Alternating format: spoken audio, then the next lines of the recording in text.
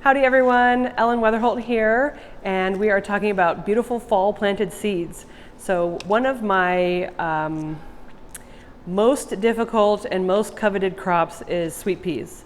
So these are very challenging in that they have very particular climate needs, and Oklahoma is so hot so fast in the spring that we usually just burn them out before they bloom. So I try to get a fall crop in to hopefully get it through the winter and blooming in February, March when it starts to warm up. So I'm going to try again this year. Every year I try again because I really want those sweet peas. They're so wonderful when they bloom. So this one is called Perfume Delight. One of the reasons why I love sweet peas is because they have such beautiful perfume when you cut them. So this one is great. One of the things that you can do with sweet peas to increase germination is to soak them overnight and or to nick the outsides of the seed coat with, like, rub it on sandpaper or clip it with a nail clipper, however you can handle those. Also, the key to difficult seeds is following the instructions on the back. So the reason why we love botanical interest seeds is because they have great seed sowing instructions on them. So anything weird that it needs, it tells you right on the back.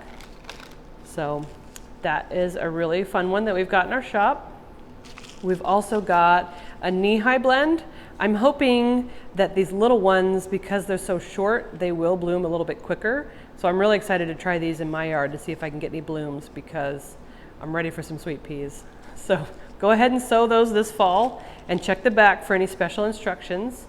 And another beautiful another beautiful blend we have is the bouquet blend. And this one is pretty awesome, and you can plant it now in September, you can plant it in October, and hopefully it can get germinated and be up before the frost. Because what you want is that plant to use the last heat of summer to germinate and then just roll on into those cool nights of fall and winter and just keep going. We also have some beautiful columbines in our gift shop stash. This one is Rocky Mountain Blue. Columbines come in many different sizes and shapes and flavors and doubles and singles. And this is the classic Colorado State wildflower Columbine Blue. So this one is great. It's perfect to sow in the fall. If you think about where it lives in its mountain habitat, it blooms throughout the summer and then it creates the seeds and it drops those seeds in the fall.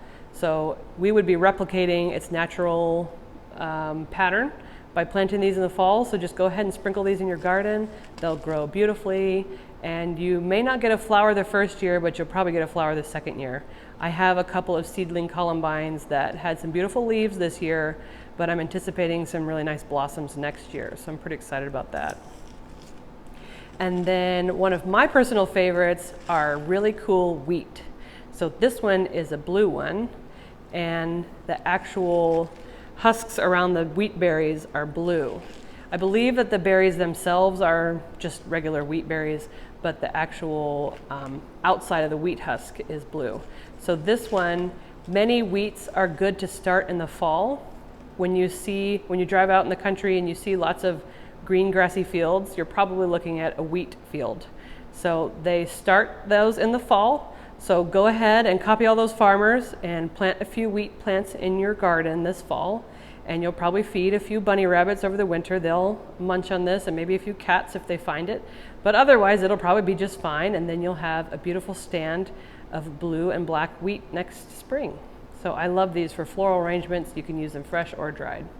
So we've got lots of great seeds at the gift shop. If you have any of these at your house, or if they are related to any of these, it's probably time to plant it. Check the packet, plant it in the fall, and you should have a beautiful fall, winter, and spring harvest.